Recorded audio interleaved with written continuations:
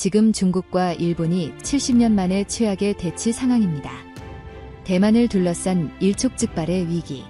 중국 외교관의 목을 베겠다는 충격 발언에 일본이 대사를 조치했고 중국은 일본 여행 금지로 맞받았죠. 양국 증시가 폭락하고 무역이 중단될 위기입니다. 그런데 이 전쟁 같은 상황에서 한국이 보인 반응이 전 세계를 놀라게 했습니다. 예상치 못한 카드를 꺼내들며 중국과 일본뿐 아니라 미국까지 충격에 빠뜨렸는데요. 지금부터 그 숨막혔던 순간을 여러분께 소개해드리겠습니다. 영상 시작 전에 구독과 좋아요를 눌러주시면 한국의 높아진 위상에 큰 힘이 됩니다.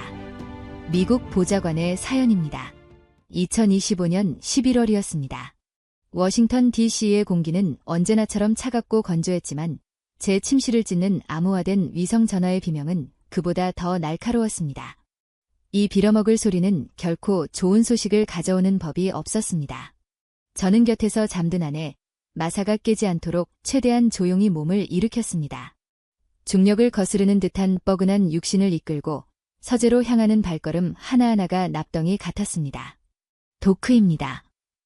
수화기 너머에서는 익숙한, 그러나 언제나처럼 긴장으로 팽팽한 상황실 오퍼레이터의 목소리가 들려왔습니다. 보좌관님, 죄송합니다만 레드라인입니다. 대통령께서 10분 내로 브리핑을 원하십니다. 레드라인. 젠장. 단순한 국지적 도발이나 예교적 마찰이 아니라는 뜻이었습니다. 이건 G2 혹은 그에 준하는 세력 간의 충돌 가능성을 의미했습니다. 그리고 2025년 11월 레드라인이 울릴 곳은 단 한 군데뿐이었습니다. 동아시아. 그렇습니다. 도쿄 발입니다. 저는 넥타이를 찾으며 욕설을 씹어 삼켰습니다. 연결해. 사원은 사치였습니다. 찬물에 세수를 하는 동안 거울에 비친 제 모습은 50대 중반의 피로에 찌든 관료, 그 이상도 이하도 아니었습니다. 존 도크. 백악관 국가안보회의 동아시아 담당 선임 보좌관.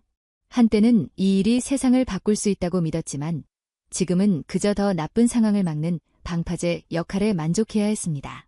그리고 지금 태평양 저편에서 집채만 한 쓰나미가 몰려오고 있었습니다. 상황실의 거대한 스크린에는 방금 전 도쿄에서 끝난 기자회견 영상이 떠 있었습니다. 일본의 총리 다카이치 사나에. 그녀의 단호한 표정, 불필요한 제스처 하나 없는 통제된 몸짓. 하지만 그녀의 입에서 나온 말은 통제불능의 불길 그 자체였습니다. 대만 해협의 평화와 안정은 일본의 안보는 물론 국제사회 전체의 안정에 중요합니다. 그리고 오늘 본 총리는 명확히 밝힙니다. 대만 유사시는. 그녀는 여기서 의도적으로 숨을 골랐습니다. 모든 카메라가 그녀의 입을 주목했습니다. 일본 존립 위기 사태로 규정할 것입니다. 저는 마른 침을 삼켰습니다. 옆자리의 합참의장이 나지막이 중얼거렸습니다. 미쳤군. 미친 게 맞았습니다. 존립 위기 사태. 이는 2015년 안보법제 개정으로 만들어진 일본이 직접 공격받지 않아도 동맹국, 즉 미국이 공격받거나 자국의 존립이 위협받는다고 판단될 경우 집단적 자위권을 행사할 수 있게 하는 마법의 단어였습니다. 즉, 군사 개입의 공식적인 선언이었습니다. 존 대통령의 목소리는 잠에서 깬 듯했지만 그 특유의 퉁명스러운 억양이 섞여 있었습니다. 도널드 트럼프 대통령이었습니다. 이 다카이치라는 여자, 지금 나를 시험하는 건가? 우리가 돈이란 돈은 다 써가며 지켜주고 있는데 감히 우리랑 상의도 없이 전쟁을 하겠다고. 맙서사, 존, 쟤들 지금 크리스마스 전에 우리 주머니를 몽땅 털어갈 셈인가? 둘 다일 겁니다. 카카. 제가 입을 열었습니다. 다카이치 총리는 전통적인 강경 우익입니다. 지지율은 바닥을 기고 있고 내각은 부패 스캔들로 흔들립니다. 하지만 동시에 그녀는 진심으로 중국의 팽창을 위협으로 느끼고 있습니다. 문제는 그녀가 이 발언으로 중국을 시험하는 동시에 우리를 자동 개입이라는 상자 안에 가둬버렸다는 겁니다. 베이징의 반응은 아직 공식 성명은 없습니다. 하지만 저는 태블릿을 밀어 스크린에 띄웠습니다. 예이보와 같은 중국 소셜미디어는 이미 폭발 직전입니다. 일본 침몰, 핵 공격 같은 단어들이 실시간 트렌드입니다. 외교부의 반응은 시간 문제입니다. 그리고 절대 유화적이지 않을 겁니다. 대통령은 관자놀이를 지그시 눌렀습니다. 당장 도쿄로 가게. 존 가서 그 여자한테 우리가 공짜로 싸워주지 않는다는 걸 확실히 말해. 그리고 베이징에도 가.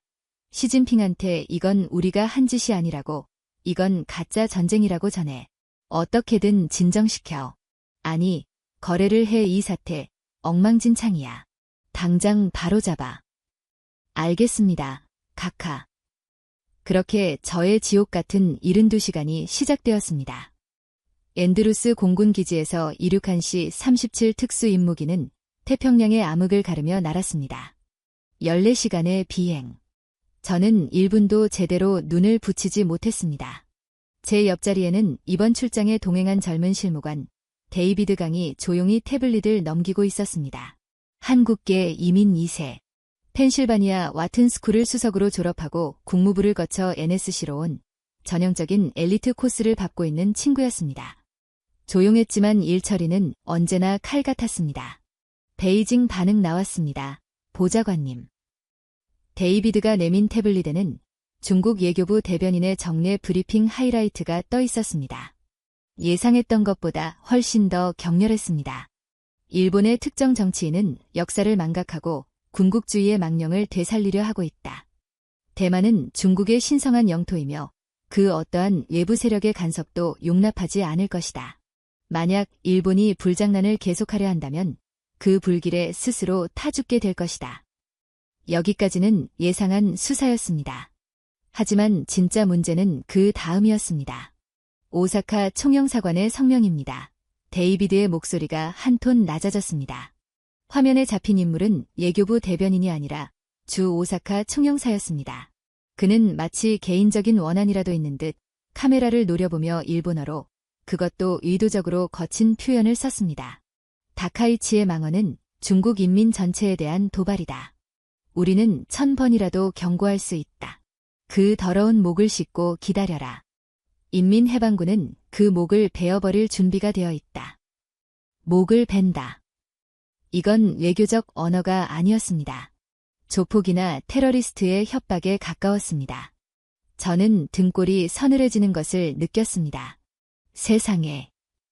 이게 끝이 아닙니다, 보좌관님. 데이비드는 스크롤을 내렸습니다. 방금 전 11월 14일 0시를 기해 중국 문화여유부는 일본 전역에 대한 여행 경보를 최고 등급인 여행 자제로 격상시켰습니다. 사실상의 여행 금지입니다. 저는 창밖을 보았습니다. 비행기는 이제 막 일본 영공에 진입하고 있었습니다. 동이 트기 시작하는 하늘은 기괴할 정도로 붉은 보라색이었습니다. 단순한 여행 금지가 아니야, 데이비드, 제가 중얼거렸습니다. 이건 경제적 인질극이야. 연간 수백만 명의 중국인 관광객을 차단하겠다는 거지. 일본 경제에 직접적인 타격을 주겠다는 선전포고라고. 관광객뿐만이 아닙니다. 비즈니스 목적의 왕래도 사실상 중단될 겁니다. 상하이와 광저우의 일본 기업 주재원들에게 즉각 귀국 혹은 필수 인원 외철수 권고가 내려졌습니다. 이건... 저는 말을 잇지 못했습니다.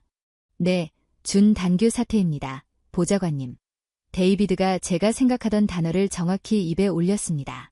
사태는 외교 갈등을 넘어 G2와 G3 사이에 물리적인 벽이 세워지는 단계로 격화되고 있었습니다. 14시간 전 워싱턴에서 브리핑을 받을 때만 해도 심각한 외교적 마찰이었던 것이 도쿄에 착륙하기도 전에 전쟁 전야의 대치로 변해 있었습니다. 나리타 공항은 유령 도시 같았습니다. 11월에 쾌청한 날씨가 무색하게 거대한 공항 터미널은 텅 비어 있었습니다. 활주로에는 A와 JL의 비행기들이 주기장을 가득 메우고 있었지만 이륙하는 비행기는 거의 보이지 않았습니다. 중국행 항공편 게이트는 모두 결항이라는 붉은 글씨가 번쩍이고 있었습니다. 주 일본 미국 대사 마크 해밀턴이 침통한 표정으로 우리를 맞이했습니다. 그는 저와는 오랜 친구였지만 지금 그의 얼굴에는 우정 어린 미소 대신 깊은 절망감이 서려 있었습니다. 존, 환영하네. 하지만 자네가 올 곳이 못 되네. 상황이 어떤가, 마크? 최악이야, 대사관으로 향하는 방탄 캐딜락 안에서 그가 입을 열었습니다. 자네가 비행기에 있는 동안 모든 게 무너졌어. 다카이치는 물러설 생각이 전혀 없네. 오히려 중국의 협박에 굴복하지 않겠다며 지지층을 결집하고 있어. 그녀의 사무실에는 지금 우익 단체들의 격려 화환이 산더미처럼 쌓이고 있네. 그녀는 우리가 싸워줄 거라고 믿는 건가? 그 이상이야. 그녀는 우리가 싸워야만 한다고 믿고 있어. 우리가 일본을 버릴 수 없다는 걸 아는 거지. 그녀는 지금 자신의 정치 생명과 일본의 미래, 그리고 미국의 태평양 전략 전체를 도박 테이블에 올려놓은 거야. 그리고 올인을 외쳤지. 빌어먹을. 저는 차창 밖을 보았습니다. 도쿄의 거리는 평소와 다름없어 보였습니다. 사람들은 바쁘게 걸었고 상점들은 문을 열었습니다. 하지만 그 평온함 밑에 흐르는 지독한 긴장감이 느껴졌습니다. 마치 거대한 지진의 전조를 느끼는 동물들처럼 사람들의 표정에는 이유를 알 수 없는 불안감이 어려 있었습니다. 베이징 라인은 어떤가? 완전히 죽었어. 마크가 고개를 저었습니다. 어제 총영사 발언 이후로 주중 일본 대사는 외교부 청사 문턱도 넘지 못하고 있네. 우리 쪽 채널도 마찬가지야. 도쿄에서 할 말은 없다는 게 그들의 공식 입장이야. 자네가 베이징에 가도 만날 사람이 없을 수도 있어, 존. 그럴수록 가야 하네. 제가 말했습니다. 일단 다카이치부터 만나지. 총리 관저로 가게. 쓴소리를 좀 해야겠어. 다카이치 사나의 총리와의 만남은 제 외교관 경력 전체를 통틀어 가장 냉랭하고 가장 무의미한 시간 중 하나로 기록될 것이었습니다. 그녀는 작은 체구였지만 그 안에는 불굴의 의지인지 아니면 맹목적인 아집인지 모를 무언가가 가득 차 있었습니다. 보좌관님, 미국의 우려를 이해합니다. 그녀는 완벽하게 준비된 영어로 말했습니다. 하지만 이건 일본의 생존이 걸린 문제입니다. 중국은 지난 10년간 우리의 주권을 끊임없이 침해해왔습니다. 이제 우리가 레드라인을 그을 때입니다. 총리님, 저는 최대한 감정을 억누르며 말했습니다. 당신이 그은 레드라인은 워싱턴과의 상의 없이 그어졌습니다. 당신의 존립 위기 사태 선언은 미일 안보조약의 자동 발동을 기정사실화하는 발언입니다. 그건 동맹이 아니라 우리를 하수인으로 부리는 행위입니다. 그녀의 눈썹이 살짝 치켜 올라갔습니다. 미국은 태평양의 수호자 아닙니까? 일본 없는 태평양 전략이 가능하다고 생각하십니까? 그녀는 웃고 있지 않았지만 그 말은 비웃음처럼 들렸습니다. 그녀는 알고 있었습니다. 지정학적으로 미국은 일본을 포기할 수 없다는 것을. 우리는 대만 해협의 현상 유지를 원합니다. 무력에 의한 변경이 아니라 중국이 먼저 무력을 사용하려 하지 않습니까? 그들의 의도를 당신의 발언으로 기정사실화해버렸습니다. 총리님, 당신은 중국에게 모든 도발의 명분을 주었고 우리에게는 선택지를 빼앗아갔습니다. 회담은 1시간 만에 끝났습니다. 소득은 없었습니다. 그녀는 자신의 발언을 철회할 생각이 추호도 없었습니다. 오히려 그녀는 제가 동맹의 의지를 재확인해 주기를 바랐습니다. 저는 미국은 동아시아의 긴장 완화를 위해 모든 노력을 다할 것이라는 원론적인 말만 남기고 관저를 나왔습니다. 차에 올라타자마자 저는 마크에게 말했습니다. 베이징으로 가야겠어. 당장. 다카이치를 설득하는 건 불가능해. 이제 불을 끄는 건 중국 쪽에서 시도해야 해. 존, 이미 말했잖아. 베이징은. 알아. 그래도 가야 해. 내가 직접 가서 이건 미국의 의도가 아니다라고 말해야 해. 그들도 최소한 내 말은 듣겠지. 마크는 깊은 한숨을 내쉬었습니다. 알겠네. 공항으로 연락하지. C-37 대기시키라고 하겠네. 다시 나리타 공항으로 돌아왔습니다. 시간은 오후 4시. 해가 짧은 11월의 도쿄는 벌써부터 땅거미가 지고 있었습니다. 공항은 아침보다 더 심각했습니다. 이제는 중국 항공사 카운터뿐만 아니라 아시아나, 대한항공, 싱가포르 항공 등 다른 아시아 국가 항공사 카운터에도 긴 줄이 늘어서 있었습니다. 무슨 일이야? 제가 데이비드에게 물었습니다. 데이비드는 휴대폰을 확인하며 미간을 찌푸렸습니다. 그의 표정이 급격히 굳어졌습니다. 보좌관님, 방금 중국 민항총국에서 긴급 발표를 했습니다. 뭔데? 오늘 오후 5시를 기점으로 일본을 출발하는 모든 국가의 민항기. 그는 모든 국가라는 단어를 힘주어 말했습니다. 외에 중국 영공 통과를 불허한다고 합니다. 저는 그 자리에 얼어붙었습니다. 뭐라고? 베이징이나 상하이로 가는 직항편은 물론이고 유럽이나 중앙아시아로 가기 위해 중국 영공을 거쳐야 하는 모든 비행기가 대상입니다. 사실상 일본 상공을 봉쇄한 겁니다. 이건 미친 짓이었습니다. 이건 단교가 아니었습니다. 사실상의 경제적, 예교적 선전포고였습니다. 일본을 섬으로 고립시키겠다는 명백한 의도였습니다.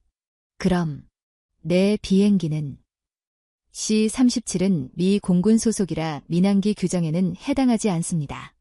하지만 보좌관님, 만약 지금 미 공군기가 중국 영공을 통과하려 한다면 데이비드는 말을 마치지 못했지만 그 의미는 명확했습니다. 그건 중국에게 우리를 격추해보라고 도발하는 것과 같았습니다.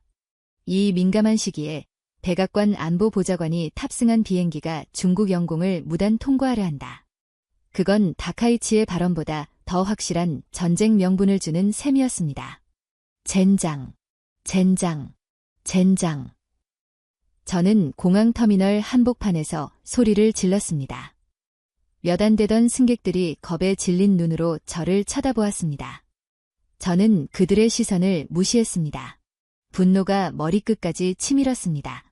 이건 전쟁 직전이잖아. 당장 워싱턴으로 돌아가는 비행기 알아봐. 동쪽으로 태평양 횡단에서 돌아간다. 이 미친 지역은 손 뗄 수밖에 없겠군. 지들끼리 치고받고 싸우라고 해. 저는 이 모든 상황에 진저리가 났습니다. 다카이치의 아집, 중국의 광기, 그리고 그 사이에 끼어버린 저의 신세. 저는 이 끔찍한 동아시아의 지정학적 게임판에서 완전히 고립되었습니다. 저는 실패했습니다. 지들끼리 치고받고 싸우라고 해. 제 고함은 나리타 공항 1터미널의 텅 빈 VIP 라운지 유리에 부딪혀 공허하게 메아리 쳤습니다. 대리석 바닥에는 방금 제가 집어던진 서류 가방이 꼴사납게 열려 있었고 동아시아 위기 대응 시나리오라는 제목의 1급 기밀문서 몇 장이 바닥을 굴러다녔습니다. 곁에 있던 해병대 파견 경호관은 못 볼 것을 봤다는 듯 시선을 돌렸고 마크 해밀턴 대사는 그저 마른 세수를 하며 고개를 저었습니다. 실패. 완벽한 실패였습니다. 아니, 실패는 무언가를 시도라도 했을 때 쓰는 말입니다. 이건 굴욕이었습니다. 중화인민공화국은 미합 중국 백악관 국가안보회의 선임 보좌관이 바로 이웃나라에 와 있는 것을 알면서도 보란듯이 그가 향하려던 베이징의 하늘길을 닫아버렸습니다. 아니, 일본이라는 섬 전체를 거대한 새장처럼 봉쇄해버렸습니다. 다카이치 총리는 제 충고를 비웃었고 베이징은 제 존재 자체를 무시했습니다. 저는 지금 워싱턴에 힘이 전혀 통하지 않는 이 미친 지정학적 게임판의 한복판에 고립되었습니다. 분노가 목구멍까지 차올랐습니다. 단순한 분노가 아니었습니다. 지난 30년간 쌓아올린 제 경력, 냉전 종식 후 유일한 초강대국으로서 세계 질서를 재편해온 미국의 패권, 그 모든 것이 이 낯선 동양의 공항에서 조롱당하는 듯한 지독한 무력감이었습니다. 당장 워싱턴으로 돌아가는 항로 확인에 데이비드, 알래스카를 거치든 하와이를 거치든 상관없어. 이 지옥 같은 곳에서 1분 1초도 더 있고 싶지 않아. 저는 숨을 헐떡이며 소파에 몸을 던졌습니다. 머릿속에서는 이미 대통령에게 올려야 할 보고서의 첫 문장이 떠오르고 있었습니다. 각하, 동아시아에서의 미국의 영향력은 공식적으로 종언을 고했습니다. 플랜 B를 가동해야 합니다. 하지만 플랜 B 따위는 존재하지도 않았습니다. 그때였습니다. 제 폭발이 휩쓸고 간 정적을 깨고 침착하고 낮은 목소리가 끼어들었습니다. 보좌관님. 데이비드 강, 제 옆에서 묵묵히 상황을 기록하던 젊은 실무관이었습니다. 그는 바닥에 흩어진 기밀 문서들을 조용히 주워 담으며 제 눈을 똑바로 쳐다봤습니다. 그의 눈빛에는 제 분노에 대한 두려움이나 동요 대신 이상하리만치 차가운 이성이 자리 잡고 있었습니다. 보좌관님, 워싱턴으로 돌아가시기 전에 우리가 가야 할 곳이 한 군데 더 있습니다. 뭐라고? 저는 신경질적으로 되물었습니다. 어딜 말하는 겁니까? 괌, 오키나와. 제 7함대 사령부라도 방문해서 패전 연설이라도 하라는 겁니까? 데이비드는 제 비아냥을 정면으로 받았습니다. 그는 마지막 서류를 가방에 넣고 지퍼를 올린 뒤 제 앞에 똑바로 섰습니다. 아닙니다. 보좌관님. 서울로 가셔야 합니다. 순간 라운지 안의 공기가 얼어붙었습니다. 저는 제 귀를 의심했습니다. 방금 전까지 3차 세계대전의 문턱을 논하던 이 살벌한 공간에 서울이라는 단어가 툭 하고 떨어졌습니다. 너무나도 생뚱맞고 너무나도 비현실적인 단어였습니다. 저는 실소를 터뜨렸습니다. 처음에는 작은 헛웃음이었지만 이내 통제할 수 없는 경멸적인 웃음으로 번졌습니다. 서울. 캉, 지금 제정신입니까? 저는 소파에서 몸을 일으켰습니다. 관광이라도 하자는 겁니까? 지금 이 순간에도 동중국해에서는 중국과 일본의 이지스함들이 서로 레이더를 조준하고 있을지 몰라요. 전 세계 금융시장이 패닉에 빠지기 일보 직전입니다. 그런데 당신은 나더러 서울에 가자고요. DMZ에 가서 사진이라도 찍으라고요. 아니면 뭐 K-팝 콘서트라도 보면서 긴장을 풀라고요. 제 목소리는 다시 높아졌습니다. 이 상황에서 서울이라는 옵션을 꺼내든 그의 순진함 혹은 멍청함에 경노했습니다. 우린 지금 인류사의 분기점에 서 있단 말입니다. 그런데 당신은 관광이 아닙니다. 보좌관님. 데이비드는 제 말을 잘랐습니다. 그의 목소리는 여전히 낮고 단호했습니다. 제 경력 동안 감히 선임 보좌관의 말을 자른 실무관은 없었습니다. 이건 관광이 아니라 우리가 가진 유일한 그리고 마지막 카드입니다. 무슨 카드요? 지금 이중일 갈등을 중재할 유일한 카드는 한국입니다. 저는 할 말을 잃었습니다. 한국이 중재한다. 이 문장은 제 머릿속에서 어떠한 논리적 회로와도 연결되지 않았습니다. 파키스탄이 남극 조약을 중재한다거나 IT가 G7 정상회의를 주최한다는 말처럼 황당무계하게 들렸습니다. 캉, 당신 정말 오늘 아침에 약이라도 잘못 먹었습니까? 저는 관자놀이를 짚었습니다. 한국, 그 분단 국가가 미중도 아닌 세계 3위와 2위 경제대국 중국과 일본을 중재한다고요? 헛것이라도 본 겁니까? 한국이 그 정도 급이 된다고 생각합니까? 제 말에는 조롱이 가득했습니다. 그건 어쩔 수 없었습니다. 지난 30년간 워싱턴 정가에서 한국이라는 나라는 언제나 문제 혹은 부담으로 분류되었습니다. 다루기 힘든 북한이라는 혹을 달고 끊임없이 일본과 과거사 문제로 으르렁대며 미국의 한미일 삼각공조 구상을 피곤하게 만드는 동맹. 경제적으로는 성공했지만 지정학적으로는 영원히 중국과 일본, 그리고 미국이라는 고래들 사이에 낀 새우 신세. 그게 제가 아는 한국의 모든 것이었습니다. 당신 혹시 국뽕이라도 한 사발 들이켠 겁니까? 당신 뿌리가 한국이라서 이런 비이성적인 판단을 하는 거냐고 묻는 겁니다. 여긴 NSC입니다. 당신의 민족적 자부심을 토로하는 자리가 아니란 말입니다. 저는 의도적으로 그의 아픈 곳을 찔렀습니다. 아시아계 미국인, 특히 한국계에게 뿌리를 운운하는 것은 금기였지만 저는 이성을 잃은 그를 현실로 끌어내려야 했습니다. 하지만 데이비드는 눈 하나 깜짝하지 않았습니다. 오히려 그의 눈빛은 더 단단해졌습니다. 제 뿌리는 이 판단과 아무런 관련이 없습니다. 보좌관님. 이건 냉철한 계산입니다. 그가 태블릿을 켰습니다. 화면에는 나리타 공항을 중심으로 한 동아시아 전역의 항로 지도가 떠 있었습니다. 붉은색 X 표시가 중국 영공 전체를 뒤덮고 있었습니다. 첫째, 물류입니다. 보좌관님 말씀대로 우린 고립됐습니다. 서쪽은 막혔습니다. 동쪽으로 돌아가는 것은 18시간이 넘는 비행이며 이는 전 세계에 미국이 아시아에서 도망쳤다는 시그널을 주게 될 겁니다. 우리가 태평양 상공에 있는 동안 뉴욕 증시는 개장과 동시에 서킷 브레이커에 걸릴 겁니다. 그건 미국의 패배 선언입니다. 그는 지도를 확대했습니다. 일본 바로 옆, 한반도를 가리켰습니다. 하지만 여기 서울은 다릅니다. 오산 공군기지까지 C-37로 50분, 김포공항까지는 1시간 반이면 도착합니다. 그곳은 아직 열려 있습니다. 중국은 감히 한국으로 가는 항로까지 막지는 못했습니다. 아니, 못했습니다. 그게 무슨 차이죠? 서울에 가서 뭘 할 수 있는데요? 둘째, 외교입니다. 보좌관님은 지금 급을 말씀하셨습니다. 1990년대의 시각으로 보면 그 말씀이 맞습니다. 한국은 새우였습니다. 하지만 2025년의 한국은 다릅니다. 그들은 더 이상 새우가 아닙니다. 데이비드의 목소리에 확신이 차기 시작했습니다. 그는 마치 오랫동안 준비한 브리핑을 하듯 막힘없이 말을 쏟아냈습니다.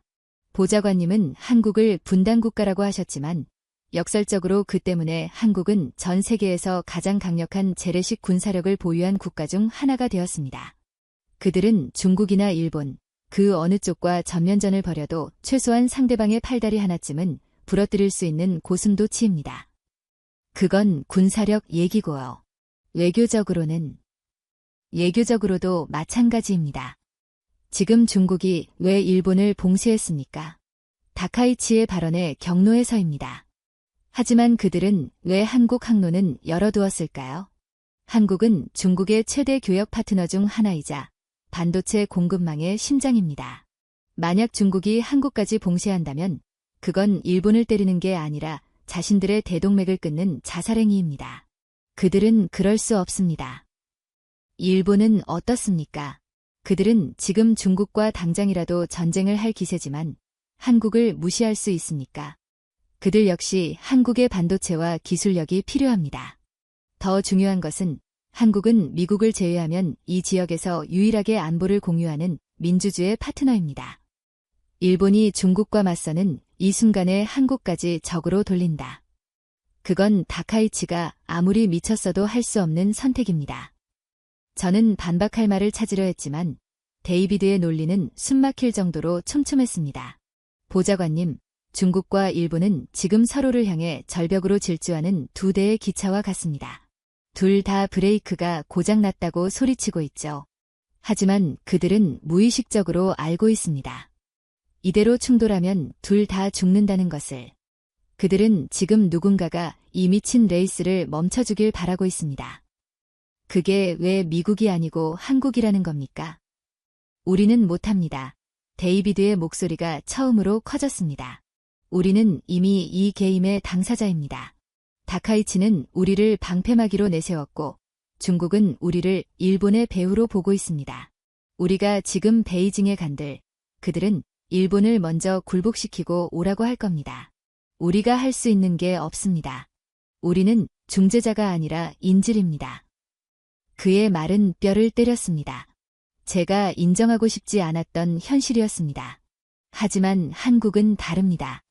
그들은 G2가 아닙니다. 그들은 중국과 일본, 양쪽 모두에게 적이 아니면서 동시에 양쪽 모두가 함부로 할 수 없는 유일한 국가입니다. 그들은 중국의 기술 파트너이자 일본의 안보 협력자이며 미국의 동맹입니다. 이 세 가지 지위를 동시에 가진 나라는 전 세계의 대한민국 단 하나뿐입니다. 라운지 안에는 침묵이 흘렀습니다. 마크 대사도, 경호관도, 그리고 저도 이 젊은 실무관의 일장연설에 압도당했습니다. 지금 이 순간 베이징과 도쿄가 동시에 대화 채널을 열어두고 있는 유일한 창구가 있다면 그건 워싱턴 DC가 아니라 서울일 겁니다. 그들은 서울이라는 중립지대를 통해 서로의 의중을 떠보고 있을 겁니다. 우리가 워싱턴으로 도망치듯 돌아가면 우리는 이 판에서 완전히 배제됩니다. 하지만 우리가 서울로 가면 우리는 최소한 그 판에 끼어들 수는 있습니다. 저는 마른 입술을 핥았습니다. 굴욕감과 분노로 마비되었던 뇌가 다시 작동하기 시작했습니다. 데이비드의 말이 맞을까요? 만약 그의 말이 틀렸다면 저는 서울에서 또 한 번의 굴욕을 맛보고 전 세계의 조롱거리가 될 것입니다. 백악관 보좌관이 오갈 데가 없어 서울에서 시간을 때웠다는 스캔들이 터질 것입니다. 하지만 만약 그의 말이 맞는다면 저는 결정을 내려야 했습니다. 패배를 인정하고 워싱턴으로 돌아가 동아시아의 종말을 보고할 것인가? 아니면 이 확률 1%짜리 도박에 제 모든 것을 걸어볼 것인가? 강. 네, 보좌관님. 당신, 이 말에 당신 경력을 걸 수 있습니까? 데이비드는 망설이지 않았습니다. 물론입니다. 보좌관님. 저는 깊은 숨을 내쉬었습니다. 어차피 제 경력도 여기서 끝장난 것이나 다름없었습니다. 좋습니다. 저는 소파에서 일어나 헝클어진 넥타이를 바로잡았습니다. 마크, 오산으로 C-37을 돌리게. 지금 당장. 마크 대사가 놀란 눈으로 저를 쳐다봤습니다. 존, 진심인가? 아니, 진심이 아니야. 하지만 다른 답이 없잖나. 저는 바닥에 떨어졌던 제 여권과 서류 가방을 집어들었습니다. 데이비드 강을 스쳐 지나가며 저는 그에게만 들릴 정도로 낮게 속삭였습니다. 만약 이게 당신의 헛소리거나 국뽕으로 밝혀진다면 캉, 당신의 다음 보직은 알래스카 앵커리지의 기상 관측소가 될 걸세. 그것도 민간인 신분으로. 각오하고 있습니다, 보좌관님. 데이비드는 평온한 얼굴로 대답했습니다. 우리는 VIP 라운지를 나섰습니다. 나리타 공항의 스산한 바람이 뺨을 때렸습니다. C-37 특수 임무기가 주기된 곳으로 향하는 동안 제 머릿속은 서울이라는 두 글자로 가득 찼습니다. 제가 아는 서울, 잿더미에서 일어난 기적의 도시, 하지만 언제나 강대국들의 눈치를 보던 나라. 그곳에 정말 열쇠가 있다고? 도대체 내가 비행기 트랩을 오르는 제 발걸음은 여전히 납처럼 무거웠습니다. 불만과 효에, 그리고 일말에, 아니, 그건 기대가 아니었습니다. 그저 지푸라기라도 잡는 심정이었습니다. 저는 제가 알던 시대가 끝나가고 있음을 직감했지만 새로운 시대가 어떤 모습일지는 전혀 상상할 수 없었습니다. 그리고 그 시대의 문이 하필이면 서울에서 열릴 것이라고는 더더욱 믿을 수 없었습니다.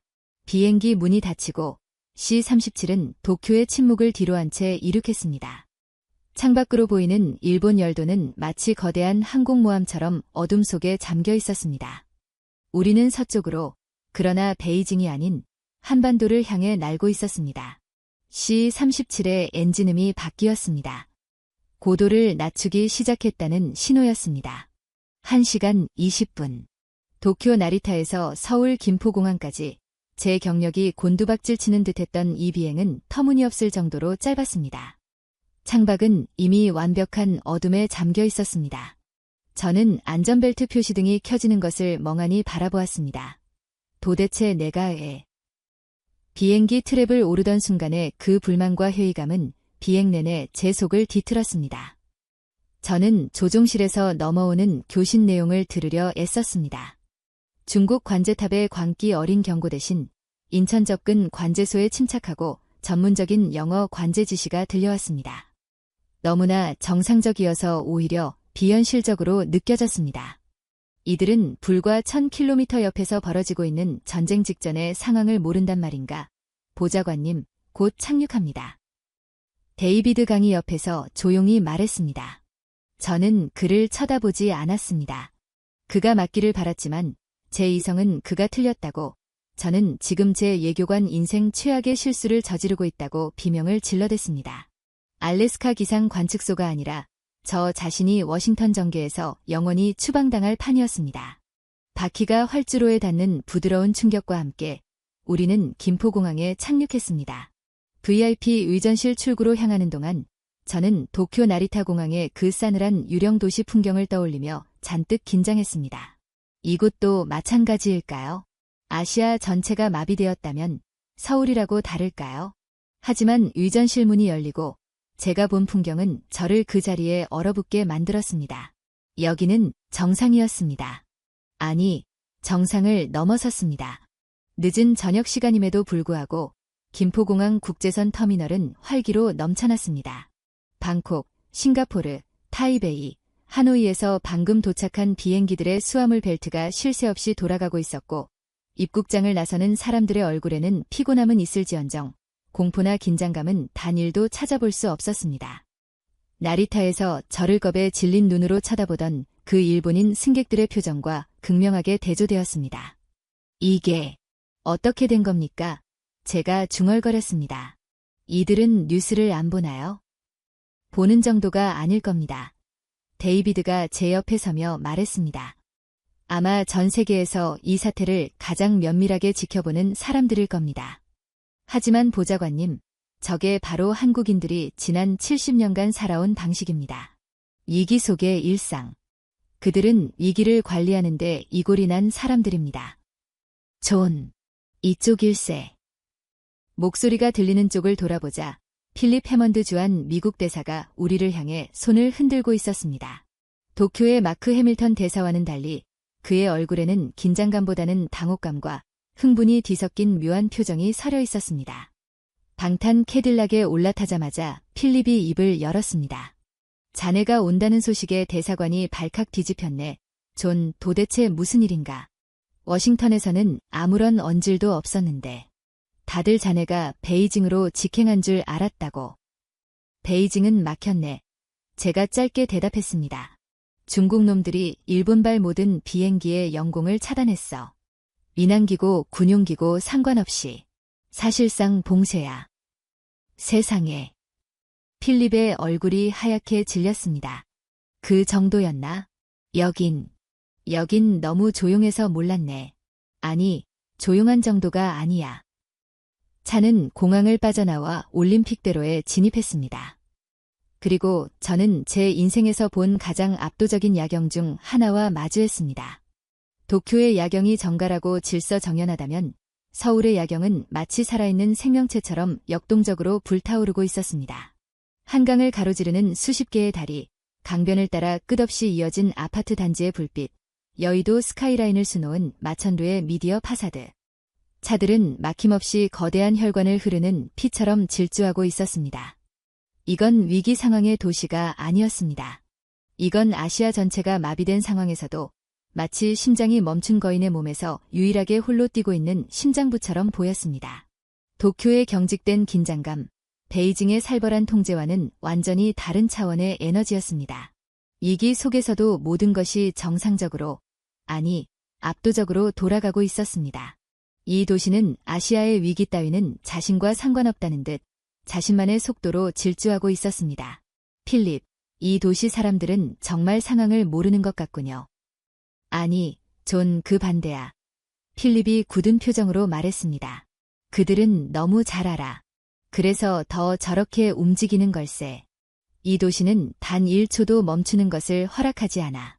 멈추는 순간 모든 것을 잃는다는 것을 DNA에 새기고 있네. 그때 필립의 암호화된 위성 전화가 울렸습니다. 그는 전화를 받더니 몇 마디 짧게 대답했습니다. 알았네. 바로 연결하지. 그가 저에게 전화를 넘겼습니다. 존, 자네가 받아야겠네. 자네가 한국 영공에 진입했다는 보고가 올라간 순간부터 내 전화가 불이 나기 시작했어. 자네를 찾는 전화가 두 군데서 동시에 왔네. 누굽니까? 싱하이밍 주한 중국 대사, 그리고 아이보시 코이치 주한 일본 대사일세.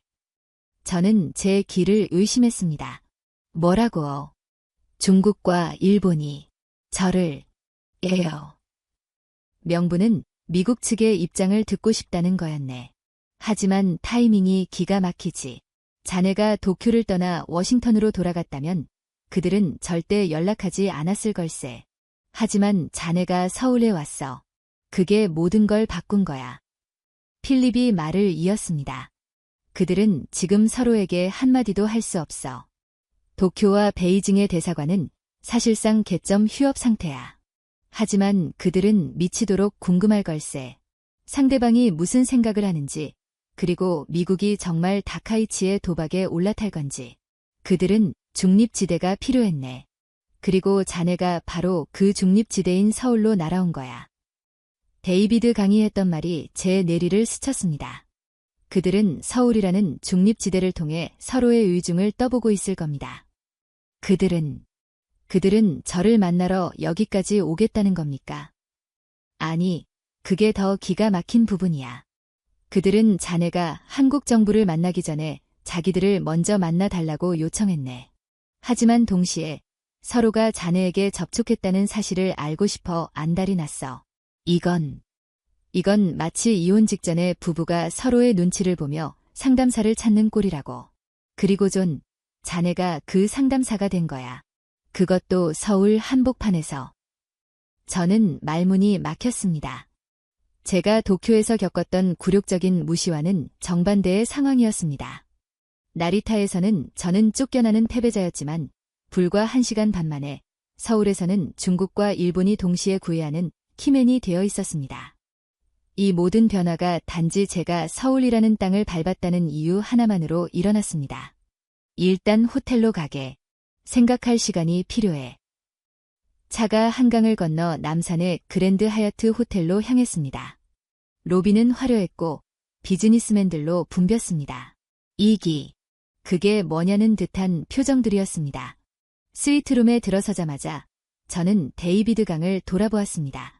당신, 이걸 전부 예상했습니까? 예상이 아니라 분석이었습니다.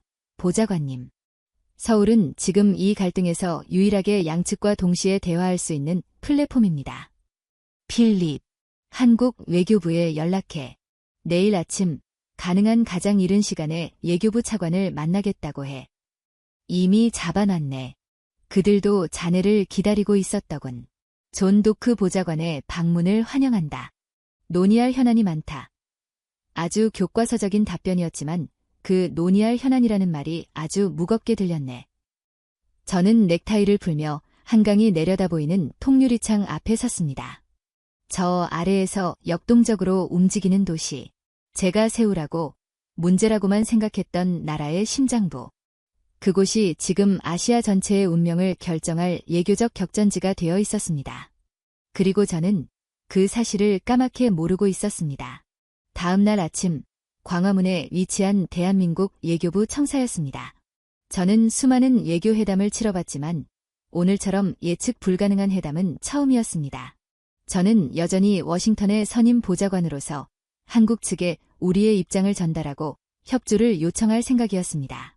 어젯밤의 충격은 충격이고 외교는 외교니까요.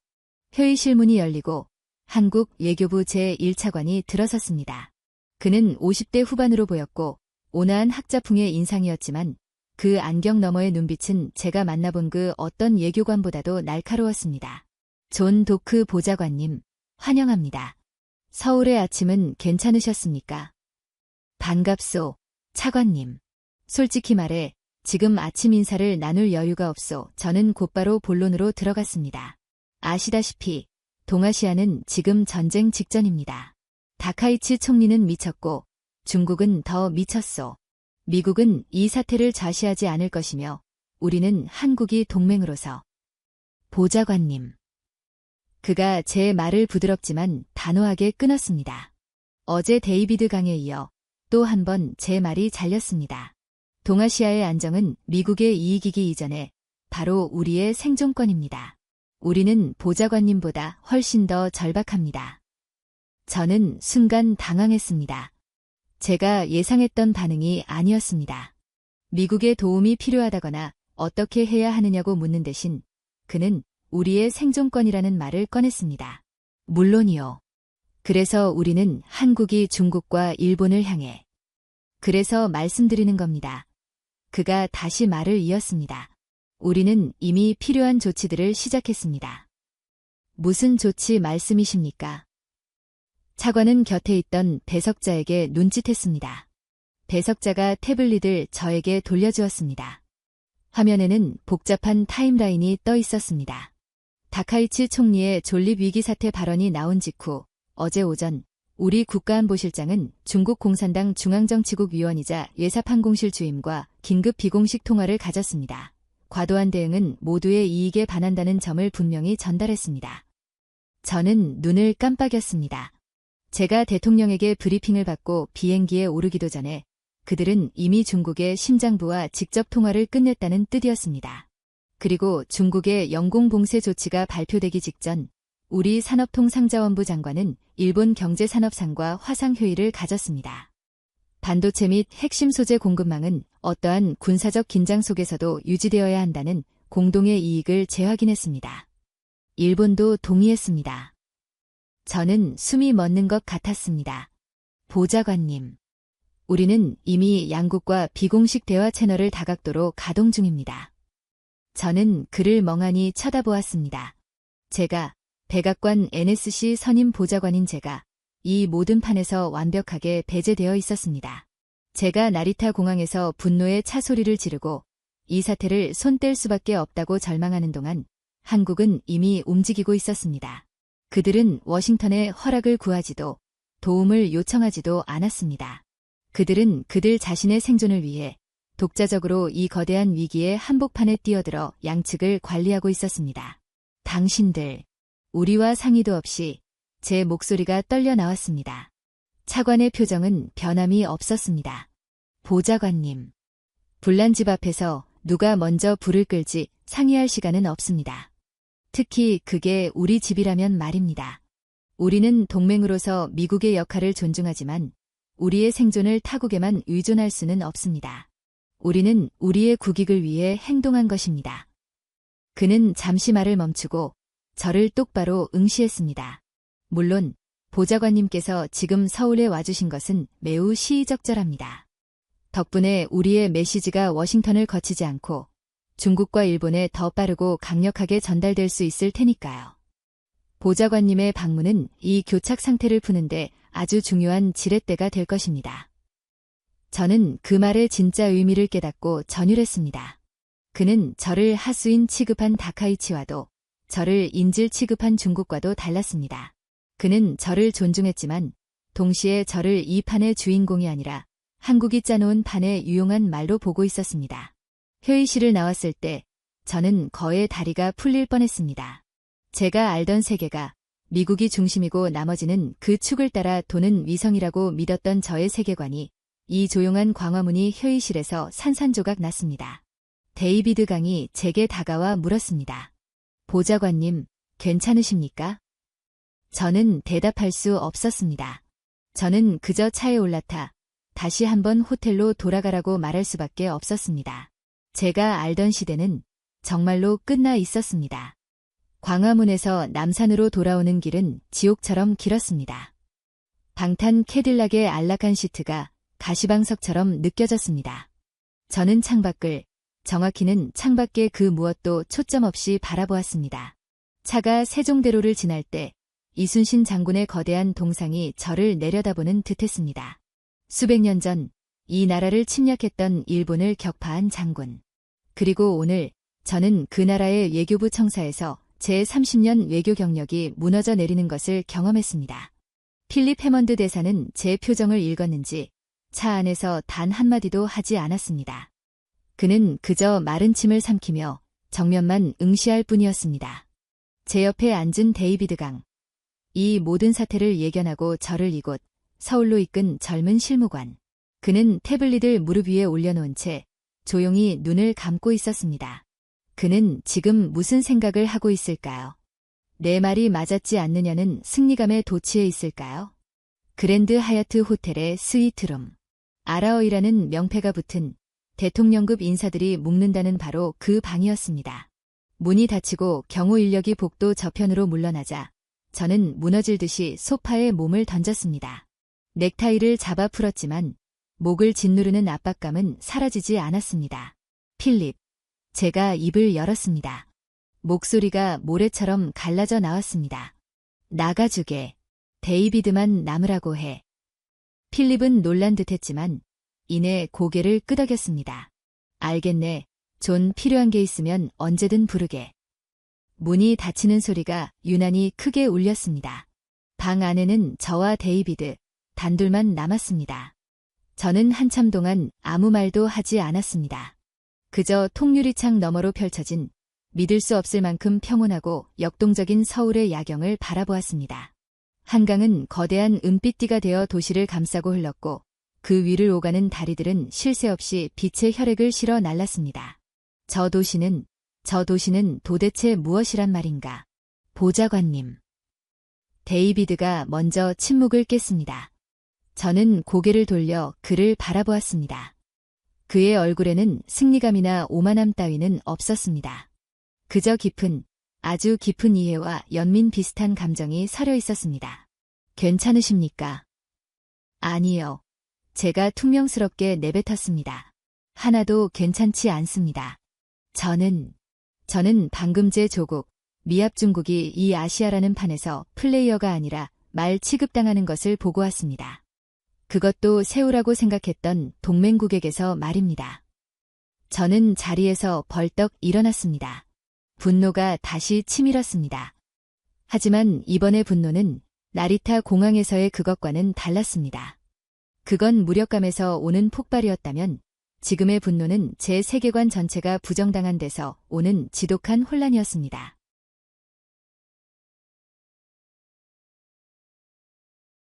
당신은 알고 있었군요.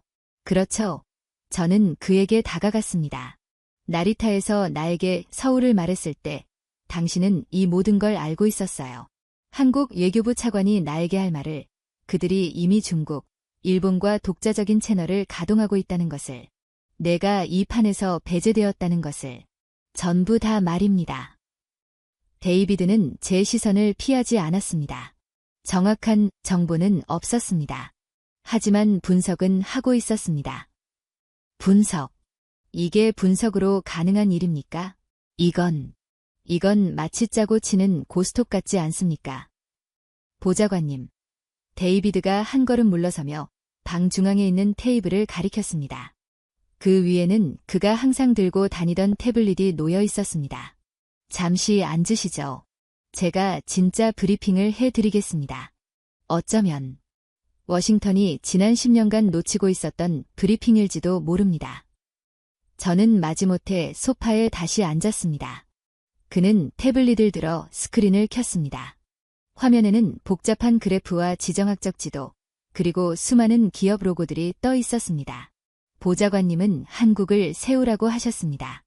1990년대, 아니 2000년대 초반까지도 그 비유는 유효했습니다. 고래 사이에 낀 새우. 그들의 생존 전략은 고래 중 하나의 등에 단단히 붙어 있거나 고래들의 싸움을 피해 숨는 것뿐이었습니다. 그가 화면을 넘겼습니다. 세계 지도가 나타났고 대한민국이라는 작은 반도가 유난히 밝게 빛나고 있었습니다. 하지만 지금은 2025년입니다. 그 새우는 더 이상 새우가 아닙니다. 그렇다고 고래가 된 것도 아닙니다. 그건 완전히 다른 무언가입니다. 그는 경제라는 탭을 눌렀습니다. 삼성, SK 하이닉스, LG 에너지 솔루션, 현대자동차의 로고가 화면을 가득 채웠습니다. 이게 첫 번째 중력입니다. 경제력, 아니, 기술적 중력입니다. 보좌관님, 지금 중국이 왜 일본의 영공봉쇄라는 극단적인 조치를 취했는지 아십니까? 다카이치의 발언의 경로에서. 물론입니다. 하지만 그 이면에는 이래도 미국이 일본을 포기하지 않을 것인가를 시험하는 동시에 일본 없이도 아시아 경제는 돌아간다는 것을 보여주려는 의도가 깔려 있습니다. 그리고 그 자신감의 근거 중 하나가 바로 한국입니다. 무슨 뜻입니까? 중국은 중국제조 2025 분를 통해 기술 굴기를 노리고 있습니다. 하지만 그들의 야망에 치명적인 아킬레스건이 있습니다. 바로 반도체입니다. 그들은 메모리 반도체를 만들지 못합니다. 시스템 반도체 설계는 하지만 3나노 이하의 초미세 공정은 불가능합니다. 그런데 그 모든 것을 가진 나라가 어디입니까? 그가 화면 속에 한국을 가리켰습니다. 중국은 전 세계 메모리 반도체의 60% 이상을 한국에서 수입합니다. 만약 한국이 공급을 중단하면 중국의 모든 IT 기업, 서버, 군사장비는 1년 안에 구형 고철이 됩니다. 중국이 왜 한국 항로를 막지 못했는지 아십니까? 그건 자비가 아닙니다. 그들은 자신들의 숨통을 스스로 끊을 수 없기 때문입니다. 한국은 중국의 기술적 산소 공급기입니다. 저는 입을 다물었습니다. 어렴풋이 알던 사실이었지만 이렇게 적나라한 현실로 마주한 것은 처음이었습니다. 일본은 어떻습니까? 그들은 소재, 부품과 장비 강국입니다. 한때 그들은 그걸 무기로 한국을 위협했습니다. 하지만 그 결과는 어땠습니까? 한국은 놀라운 속도로 국산화에 성공했고 오히려 지금은 일본 기업들이 한국의 거대 반도체 배터리 기업에 납품하기 위해 경쟁합니다. 일본의 미래 산업, 예를 들어 전기차, AI, 로봇 산업은 한국의 칩과 배터리 없이는 한 걸음도 나아갈 수 없습니다. 일본은 한국이라는 거대 시장이자 기술 파트너를 잃는 순간 중국과의 미래 경쟁에서 영원히 뒤처지게 됩니다. 데이비드의 목소리는 차분했지만 그 내용은 제 머리를 망치로 내리치는 듯했습니다. 즉, 한국은 중국과 일본, 양쪽 모두의 미래를 손에 쥐고 있습니다. 그들은 한국을 무시할 수 없습니다. 함부로 대할 수도 없습니다. 그게 바로 한국 외교부 차관이 말한 공급망 안정이라는 말의 진짜 무게입니다. 그건 단순한 경제협력이 아니라 너희의 명줄은 우리 손에 있다는 암묵적인 경고입니다. 그가 다음 탭을 눌렀습니다. 군사 탭이었습니다.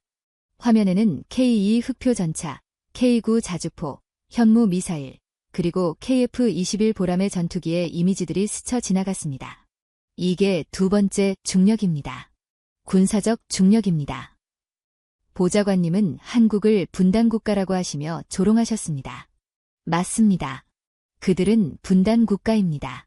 하지만 그 말의 뜻은 그들은 지난 70년간 단 하루도 쉬지 않고 실전을 대비해 온 나라라는 뜻입니다. 전 세계에서 가장 호전적이고 예측 불가능한 미치광이를 머리 위에 이고 살아온 나라입니다. 그 결과 한국은 전 세계에서 가장 강력하고 효율적인 재래식 군사력을 보유하게 되었습니다. 그들의 육군은 중국이나 일본이 감히 상륙할 엄두도 못 낼 만큼 강력합니다. 그들의 해군은 이미 일본 해상자위대를 넘어서고 있다는 평가를 받으며 중국의 항모 전단에 맞설 비대칭 전력을 갖추고 있습니다. 그들의 미사일 기술력은 보좌관님, 워싱턴의 전문가들은 한국이 마음만 먹으면 1년 안에 핵무장을 할 수 있다고 보고 있습니다. 우리조차 그들의 잠재력을 두려워합니다. 그게 지금 이 사태와 무슨 상관입니까? 그들이 중국이나 일본과 전쟁이라도 하겠다는 겁니까? 아닙니다. 그 반대입니다. 데이비드가 고개를 저었습니다. 그들은 전쟁을 하지 않기 위해 이 힘을 사용하는 겁니다. 중국이 왜 다카이치의 발언에 그토록 격노했습니까? 일본의 군사 개입이 두려워서입니다. 하지만 그들이 일본만큼이나, 아니 어쩌면 그 이상으로 두려워하는 시나리오가 있습니다. 바로 일본의 재무장을 빌미로 한국이 군사력을 증강하는 것입니다. 중국은 압니다. 만약 한반도에서 긴장이 고조되어 한국이 본격적으로 군비 경쟁에 뛰어들면 중국은 자신들의 동부 해안 전체를 한국의 미사일 사정권 안에 두게 됩니다. 그건 중국에게 재앙입니다. 일본도 마찬가지입니다. 그들은 한국이 자신들보다 더 강력한 해군과 공군을 갖게 되는 것을 악몽처럼 싫어합니다. 즉, 한국은 힘을 가지고 양쪽을 동시에 견제하고 있습니다. 중국에게는 일본이 선을 넘으면 우리도 가만히 있지 않겠다고 경고하고 일본에게는 중국을 자극해서 우리의 안보까지 위협하지 말라고 압박합니다. 그들은 자신들의 군사력을 미국의 방패로서가 아니라 양쪽 모두를 제어하는 브레이크로 사용하고 있습니다. 그게 바로 한국 외교부 차관이 말한 우리의 생존권이라는 말의 진짜 의미입니다. 저는 할 말을 잃었습니다. 제가 알던 한국은 미국의 F-35를 사주는 고객, 주한미군 주둔비를 내는 동맹에 불과했습니다. 하지만 데이비드가 설명하는 한국은 동아시아의 군사균형을 독자적으로 뒤흔들 수 있는 킹메이커에 가까웠습니다. 데이비드는 마지막 탭을 눌렀습니다. 그 탭의 이름은 문화였습니다. 화면에는 BTS, 블랙핑크 같은 K-팝 그룹, 오징어 게임이나 기생충 같은 영화와 드라마의 포스터, 그리고 전 세계 유명 도시의 광장에서 K-팝 댄스를 추는 외국인들의 영상이 흘러나왔습니다. 이게 세 번째 중력입니다. 그리고 어쩌면 가장 강력할지도 모르는 문화적 중력입니다. 저는 코웃음을 쳤습니다. 데이비드, 지금 장난합니까? 고작 노래나 영화 따위가 이 살벌한 전쟁 위기 앞에서 무슨 소용이 있다는 겁니까? 그건 그냥 엔터테인먼트일 뿐입니다. 그럴까요? 보좌관님, 데이비드가 저를 똑바로 쳐다봤습니다. 보좌관님, 냉전 시절 우리가 소련을 상대로 어떻게 이겼습니까? 핵무기 때문만이었습니까? 아닙니다. 우리의 코카콜라와 할리우드 영화, 그리고 자유라는 가치였습니다. 동독의 젊은이들은 소련의 탱크가 아니라 우리의 문화에 무너졌습니다. 지금 한국이 바로 그 일을 하고 있습니다. 전 세계적으로. 보좌관님, 지금 일본 10대, 20대 여성들에게 가장 인기 있는 것이 무엇인지 아십니까? 일본 애니메이션이 아닙니다. 한국 드라마와 K-팝입니다. 그들은 한국어를 배우고 한국 화장품을 쓰고 한국 음식을 먹습니다. 다카이치 총리가 아무리 반중혐한을 외쳐도 일본의 미래 세대는 이미 문화적으로 한국에 종속되어 있습니다. 일본 정부가 가장 두려워하는 것이 바로 이겁니다. 중국은 어떻습니까? 그들은 정부 차원에서 한알령으로 한국 문화를 막았습니다. 왜 그랬을까요? 두려웠기 때문입니다. 자신들의 젊은이들이 공산당 사상이 아니라 자유롭고 세련된 한국의 라이프 스타일을 동경하기 시작했기 때문입니다. 그들은 막았지만 중국의 젊은이들은 여전히 VPN을 통해 한국 드라마를 보고 K-팝을 듣습니다. 이 소프트 파워가 무슨 의미가 있느냐고요. 이건 한국이라는 나라에 매력을 부여합니다. 전 세계 사람들이 한국을 가보고 싶은 나라, 알고 싶은 나라, 멋진 나라로 인식하게 만듭니다. 이건 외교 무대에서 돈으로 환산할 수 없는 자산입니다. 일본이나 중국은 절대 가질 수 없는 자산이죠. 그래서 오늘 한국 외교부 차관이 보좌관님을 존중하면서도 관리할 수 있었던 겁니다. 그는 알았던 겁니다. 보좌관님이 아무리 이 상황에 분노해도 워싱턴은 결코 한국을 버릴 수 없다는 것을. 한국은 이제 경제적으로, 군사적으로, 그리고 문화적으로도 미국에게 필수적인 파트너가 되었기 때문입니다. 우리는 그들을 새우로 취급할 수 있는 시대를 이미 지났습니다. 브리핑이 끝났습니다. 방 안에는 다시 침묵이 흘렀습니다. 저는 창밖의 야경을 다시 바라보았습니다. 아까와 같은 풍경이었지만 완전히 다르게 보였습니다. 저 빛들은 그저 빌딩의 불빛이 아니었습니다. 그것은 반도체 칩의 빛이었고 자주포의 포구에서 뿜어져 나오는 화염이었고 전 세계 젊은이들을 매료시키는 무대 조명들이었습니다. 과거 한국은 미중일이라는 거대한 항성들의 힘에 이리저리 끌려다니는 이성 같은 나라였습니다. 그들의 궤도는 언제나 타자에 의해 결정되었습니다. 하지만 지금은 달랐습니다. 경제력, 군사력, 그리고 압도적인 문화적 영향력.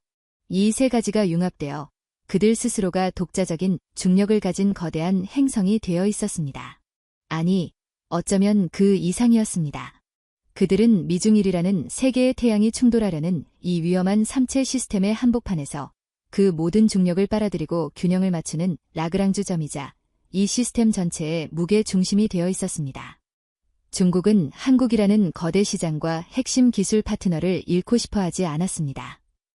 일본은 한국이라는 안보 협력자이자 미래 산업 경쟁자를 적으로 돌리고 싶어 하지 않았습니다. 그리고 미국은 이 모든 것을 가진 유일한 민주주의 동맹을 잃고 싶어 하지 않았습니다. 그 아슬아슬한 균형점 위에 바로 한국이 서 있었습니다. 데이비드. 네, 보좌관님. 당신은 언제부터 이걸 알고 있었습니까? 제가 NSC에 처음 지원했을 때부터입니다. 저는 워싱턴의 시각이 아니라 현실의 시각으로 동아시아를 봐야 한다고 생각했습니다. 알래스카 기상 관측소는 취소해야겠군요. 감사합니다, 보좌관님. 그때 제 위성 전화가 울렸습니다. 발신자 표시는 보안 회선. 필립 해먼드 대사였습니다. 존, 지금이야. 싱하이밍 중국 대사와 아이보시 일본 대사가 동시에 자네와 통화하길 원하네. 각각 다른 라인으로. 어떻게 할까? 저는 잠시 눈을 감았습니다. 그리고 깨달았습니다. 그들은 존 도크에게 연락한 것이 아니었습니다. 그들은 서울에 있는 미국 고위 관료라는 기능에 연락한 것이었습니다. 그들은 한국 정부에게는 참아할 수 없는 속내를, 그러나 한국 땅 위에서 한국이 모든 것을 듣고 있다는 것을 알면서 미국이라는 채널을 통해 전달하고 싶어 했습니다. 이것이 한국 외교부 차관이 말한 지렛대의 진짜 의미였습니다. 저는 이 거대한 연극의 주연이 아니라 메시지를 전달하는 조연이 되어 있었습니다. 하지만 지금은 그 역할이라도 받아들여야 했습니다. 둘 다 연결하십시오. 저는 책상으로 걸어가 제 암호화된 노트북을 열었습니다. 그리고 워싱턴으로 보낼 보고서를 작성하기 시작했습니다. 나리타 공항에서 구상했던 동아시아의 종말 따위의 비관적인 보고서는 아니었습니다. 저는 백지 화면에 새로운 제목을 입력했습니다. 제목, 동아시아 힘의 균형 재편, 그리고 중재자 한국의 부상. 저는 타자를 치기 시작했습니다. 보고서, 동아시아의 힘의 균형이 바뀌었다. 중국과 일본의 극단적 대립을 막을 수 있는 유일한 브레이크이자 중재자는 더 이상 워싱턴이 아니다. 그 역할은 이제 한국으로 넘어갔다. 우리는 이 현실을 인정하고 우리의 전략을 전면 수정해야 한다. 한국은 더 이상 우리의 위성이 아니며 이 지역의 새로운 중력 그 자체이다. 저는 한국이 실제로 이 두 거인을 화해시킬 수 있을지는 알 수 없었습니다. 그건 그들의 역량에 달린 일이리라. 하지만 분명한 것은 이제 그들만이 그럴 힘과 명분, 그리고 지위를 가졌다는 것이었습니다. 그리고 미국조차 이제는 한국의 그 역할을 인정하고 그들의 판 위에서 함께 움직여야만 한다는 사실이었습니다. 보고서를 암호화하여 전송 버튼을 눌렀습니다. 전송 완료라는 녹색 글씨가 떴습니다. 저는 의자 깊숙이 몸을 기댔습니다. 서울의 밤은 깊어가고 있었지만 제가 알던 시대는 방금 막 공식적으로 끝이 났습니다. 둘 다 연결하십시오. 제 목소리는 저 자신도 놀랄 만큼 침착했습니다. 불과 몇 시간 전 나리타 공항에서 절망에 차 고함을 지르던 저와는 완전히 다른 사람이었습니다. 저는 책상으로 걸어가 스위트룸에 비치된 주한 미 대사관에서 긴급히 공수해 온 보안 전화기의 스피커폰 버튼을 눌렀습니다. 라인 1에는 싱하이밍 주한 중국 대사가, 라인 2에는 아이보시 코이치 주한 일본 대사가 연결되어 있었습니다. 한 손에는 중국을, 다른 한 손에는 일본을 올려놓은 이 기괴한 균형. 그리고 그 저울의 받침점은 바로 제가 서 있는 이 서울의 호텔 방이었습니다. 데이비드 강은 제 옆에 서서 노트북에 무언가를 빠르게 타이핑하기 시작했습니다. 그는 통역관이 아니었습니다. 그는 제 프롬프터이자 코치가 될 참이었습니다. 싱 대사님, 존 도크입니다. 늦은 시간에 죄송합니다. 저는 의도적으로 중국 측 라인을 먼저 열었습니다. 그들에게 체면을 세워주는 것이 중요했습니다. 도크 보좌관, 스피커를 찢을 듯한 격앙된 목소리가 터져 나왔습니다. 예상했던 반응이었습니다. 미국은 지금 무슨 생각입니까? 일본 군국주의자들이 전쟁을 선포하는 것을 방관하고 이제는 그들의 배후로서 서울에 나타나 한국까지 이 미친 불장난에 끌어들이려는 것입니까? 그는 준비한 모든 비난을 쏟아냈습니다. 다카이치는 전범이며 일본은 역사를 잊었고 미국은 패권주의에 눈이 멀었다는 지난 70년간 지겹도록 들어온 레퍼토리였습니다.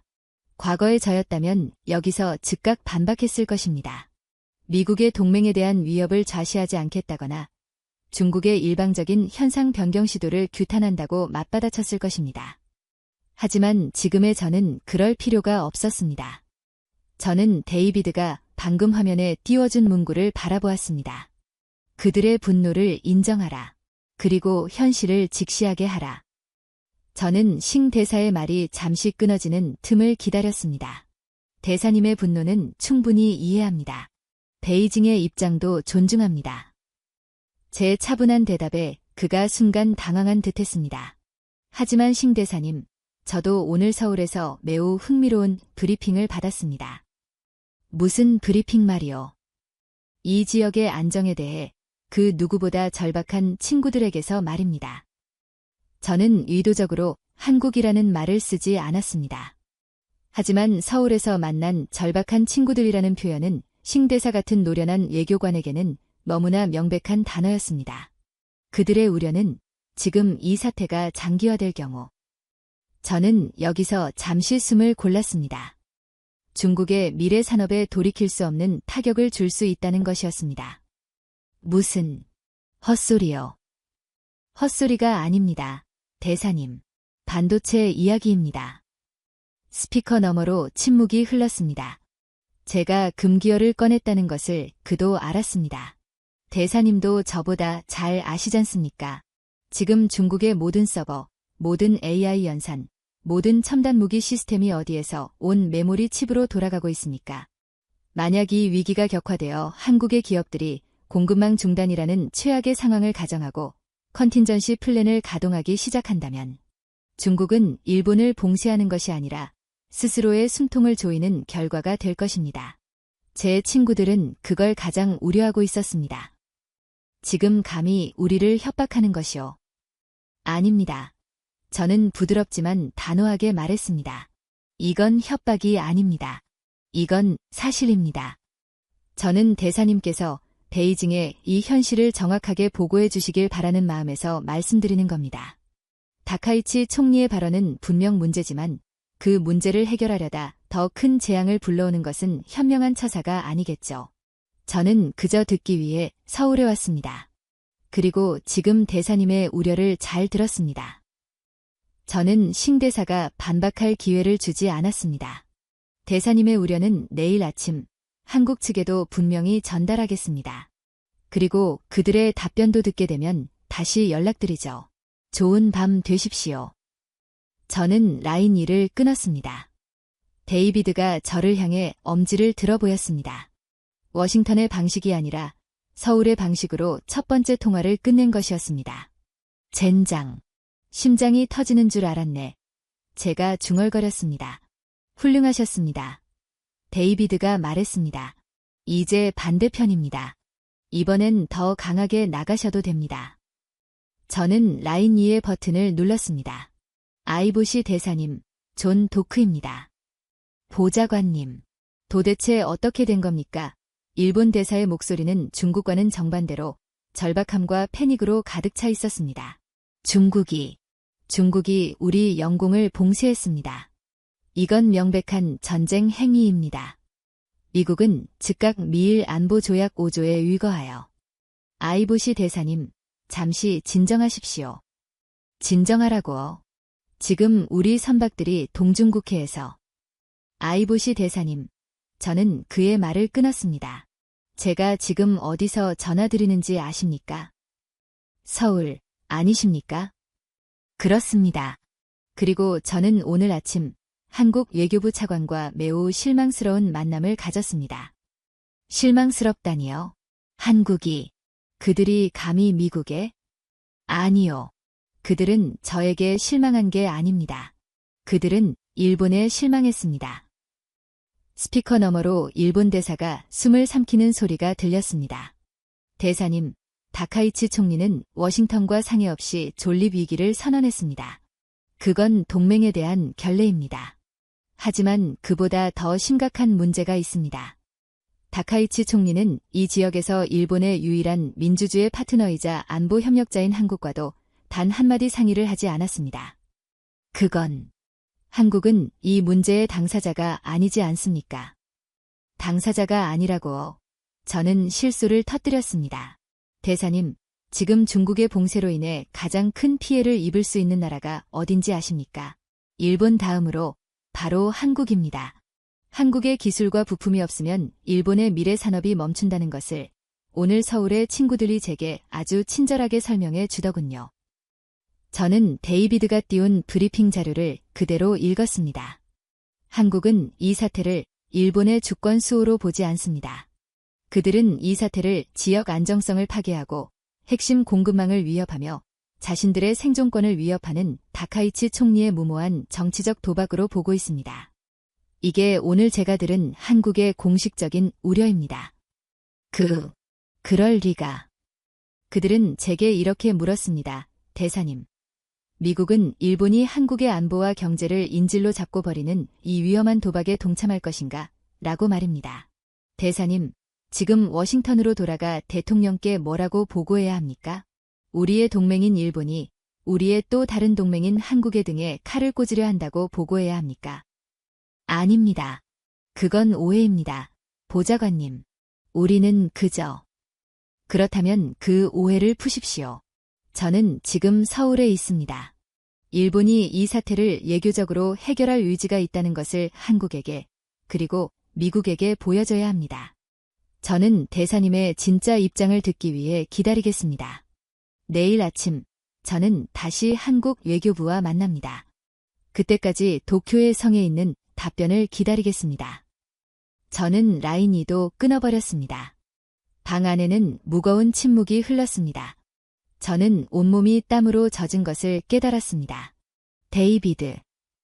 네, 보좌관님.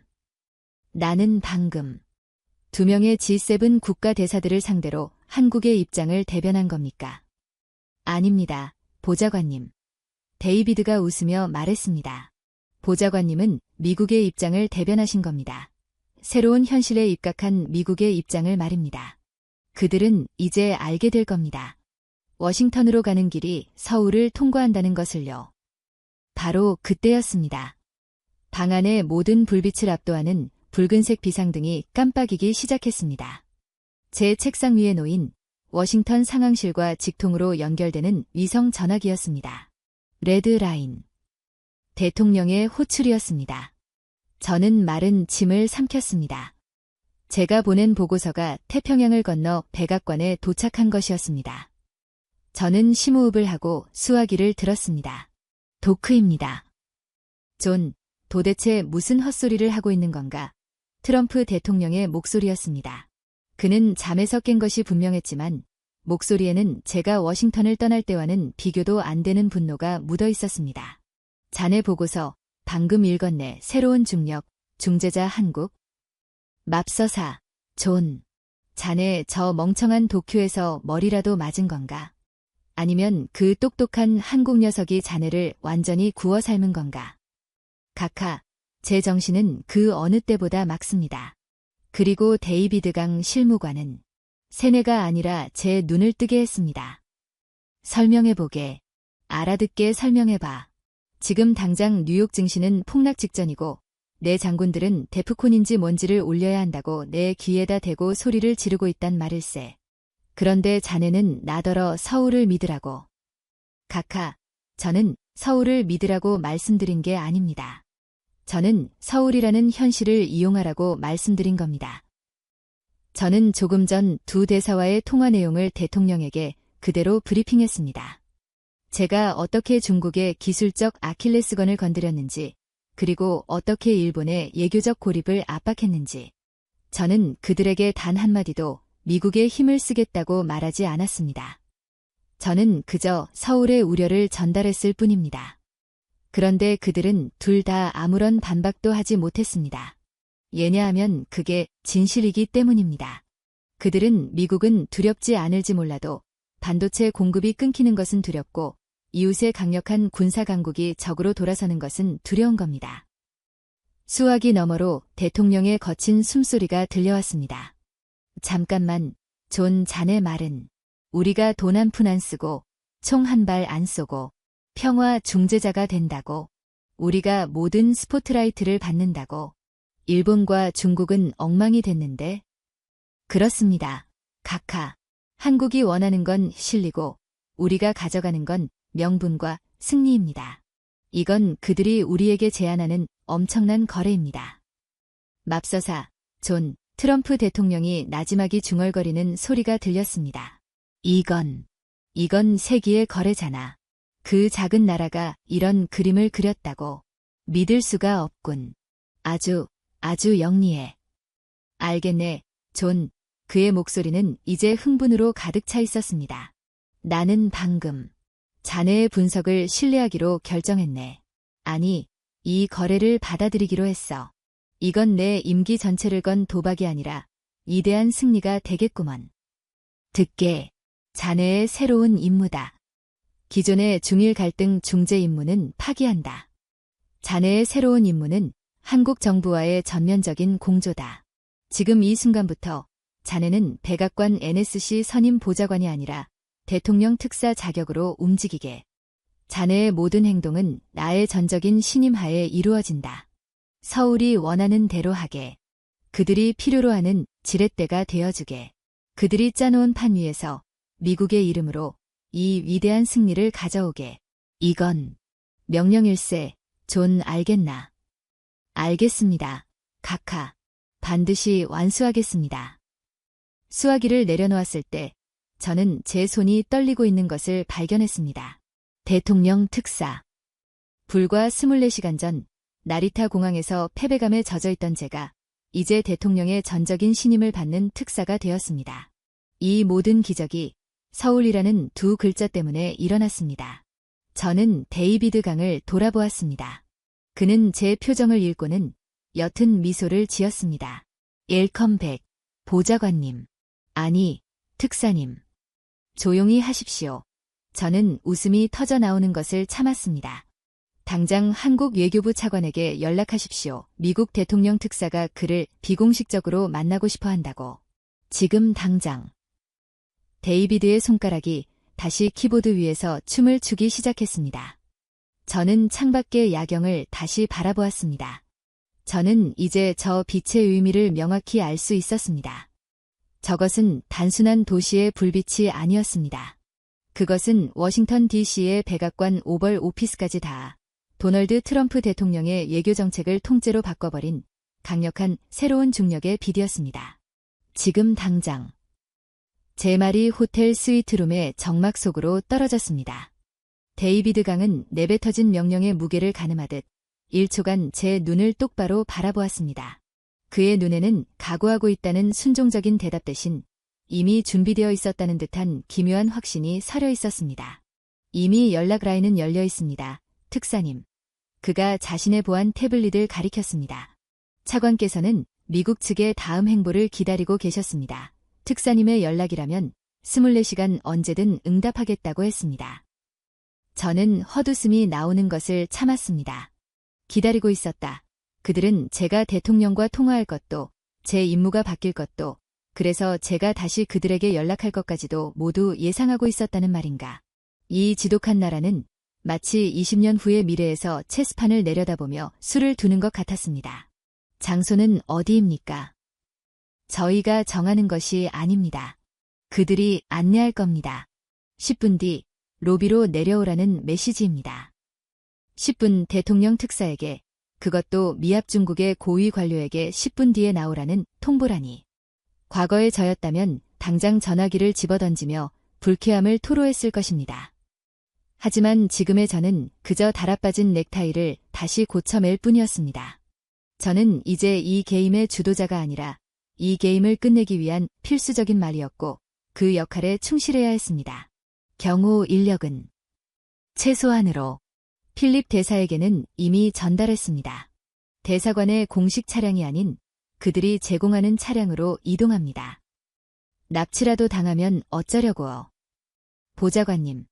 데이비드가 저를 보며 옅은 미소를 지었습니다. 지금 이 서울에서 보좌관님의 신변을 가장 확실하게 보장해 줄 수 있는 세력은 주한미군이 아니라 바로 대한민국 정부입니다. 보좌관님은 지금 그들의 가장 소중한 자산이시니까요. 10분 뒤 그랜드 하얏트 호텔 로비였습니다. 정문이 아닌 지하 주차장으로 연결되는 비상구로 나갔습니다. 검은색 방탄 캐딜락 대신 이장 하나 없는 평범한 검은색 제네시스 G 90세단 2대가 엔진 시동을 켠 채 우리를 기다리고 있었습니다. 검은 정장을 입은 남자들이 우리를 향해 조용히 목례를 했습니다. 국정원 요원들인가. 그들의 눈빛은 제가 만나본 CIA 요원들보다 더 차갑고 더 깊이를 알 수 없었습니다. 저와 데이비드는 뒷좌석에 올랐습니다. 차는 총알처럼 어둠 속을 미끄러져 나갔습니다. 남산을 내려와 복잡한 서울의 도심을 가로질렀습니다. 저는 창밖으로 스쳐 지나가는 풍경을 보며 여기가 어디쯤인지 가늠하려 했지만 모든 것이 낯설었습니다. 차가 멈춘 곳은 화려한 정부 청사도, 삼엄한 군사기지도 아니었습니다. 성북동 혹은 삼청동 어딘가로 보이는 고풍스러운 담벼락이 이어진 조용한 주택가였습니다. 차는 육중한 대문 안으로 들어섰고 우리는 잘 가꾸어진 정원이 있는 고요한 한옥으로 안내되었습니다. 밖에서 볼 때는 평범한 기와집이었지만 내부는 최첨단 보안 설비와 방음 시설이 완비된 완벽한 안가였습니다. 대청마루에는 단 한 사람만이 앉아 있었습니다. 오늘 아침 광화문에서 저를 관리했던 바로 그 외교부제 1차관이었습니다. 그는 정장이 아닌 편안한 한복 차림이었지만 그에게서 풍기는 위압감은 조금도 줄어들지 않았습니다. 그의 앞에는 뜨거운 김이 오르는 찻잔 2개가 놓여 있었습니다.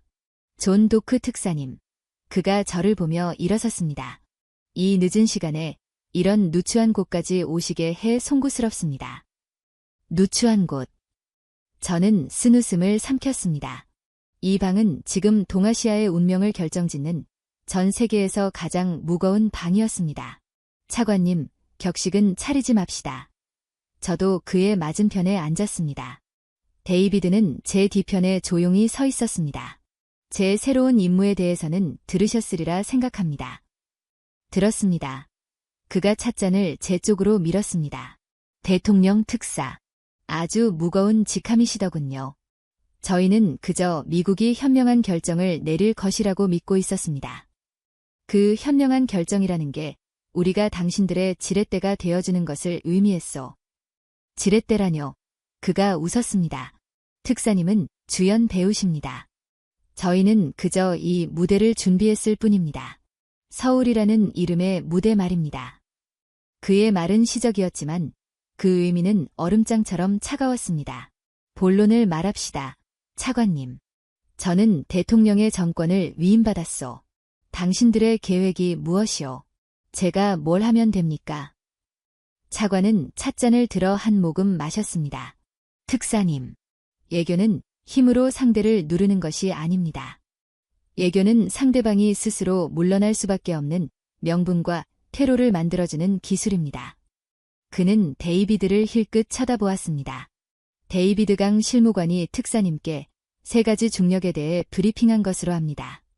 우리는 그 중력을 이용할 겁니다. 그가 손가락 하나를 폈습니다. 첫째, 일본입니다. 다카이치 총리는 지금 코너에 몰렸습니다. 존립 위기 사태라는 카드를 너무 빨리 꺼냈습니다. 지금 그녀는 지지층의 환호에 취해 있지만 속으로는 불타는 도쿄 증시와 공급망 중단을 경고하는 재계의 압박에 질식 직전일 겁니다. 그녀는 물러나고 싶지만 중국에 항복하는 것처럼 보이는 순간 그녀의 정치 생명은 끝납니다. 그래서 우리가 그녀에게 명분을 주자는 말씀이십니까? 그렇습니다. 차관이 고개를 끄덕였습니다. 바로 특사님, 미국 대통령 특사의 명분입니다. 특사님은 내일 아침 C-37을 타고 다시 도쿄로 가시게 될 겁니다. 도쿄, 중국이 영공을. 저희가 이미 정리했습니다. 저는 숨이 멎는 것 같았습니다. 정리했다니 무슨 뜻입니까? 특사님께서 서울에 도착하신 직후 우리 국가안보실은 베이징의 진짜 실세들, 즉 군부 동부 정구사령부와 접촉했습니다. 외교부가 아닌 군부 라인을 통해서 말입니다. 세상에, 당신들 군부와도 한 라인이 있단 말입니까? 우리는 70년간 전쟁을 준비한 나라입니다. 특사님. 적과도 대화할 줄 알아야 진짜 안보입니다. 차관의 목소리는 평온했습니다. 우리는 그들에게 일본을 봉쇄하는 것은 좋은 전략이지만 그 불똥이 세계 최대 반도체 생산 기지인 평택과 기흥으로 튀는 것은 당신들도 원치 않을 것이다. 그리고 미국의 특사가 지금 그 문제를 해결하기 위해 서울에 와 있다고 전달했습니다. 그들의 반응은? 그들은 미국 특사의 안전한 비행을 보장하겠다고 했습니다. 특사님의 C-37기는 내일 아침 한국 공군의 호의를 받으며 이륙할 것입니다. 그리고 그 비행 경로는 중국 동부 전구사령부에 사전 통보될 것입니다. 그들은 특사님의 비행기를 격추하는 것이 아니라 안전하게 일본 영공으로 인도할 것입니다. 그들은 이 미친 게임을 끝내고 싶어 합니다. 그들도 명분이 필요했던 겁니다. 저는 제가 들은 말을 믿을 수가 없었습니다. 제가 나리타에서 경로하던 그 순간 한국은 이미 중국의 군부와 제 안전을 담보로 협상을 벌이고 있었던 것입니다. 도쿄에 가서 다카이치에게는 뭐라고 말해야 합니까? 특사님은 그녀에게 선택지를 주시면 됩니다. 차관이 2번째 손가락을 폈습니다. 이렇게 말씀하십시오. 총리님, 당신의 용기는 동맹인 우리가 잘 보았습니다. 하지만 이 사태가 장기화되는 것은 한미일 모두의 이익에 반합니다. 그러니 미국과 한국, 양동맹의 간곡한 요청을 받아들여 총리의 발언을 전쟁 선포가 아닌 평화 유지를 위한 강력한 경고였다고 정정해 주십시오. 이는 굴복이 아니라 더 큰 안보를 위한 전략적 결단입니다. 라고 말입니다. 그녀가 그걸 받아들일까요? 받아들일 겁니다. 왜냐하면 특사님은 그녀에게 당근을 줄 수 있으니까요. 만약 총리께서 이 정정성명을 발표한다면 미국은 즉각 중국에 일본발 영공봉쇄 해제를 요구할 것이며 만약 중국이 이를 거부할 경우 여기서가 중요합니다. 미국은 핵심 동맹국인 일본과 한국의 공급망 안보를 위해 모든 조치를 강구할 것이다. 라고 말하십시오. 저는 그 말의 무서운 함의를 깨달았습니다.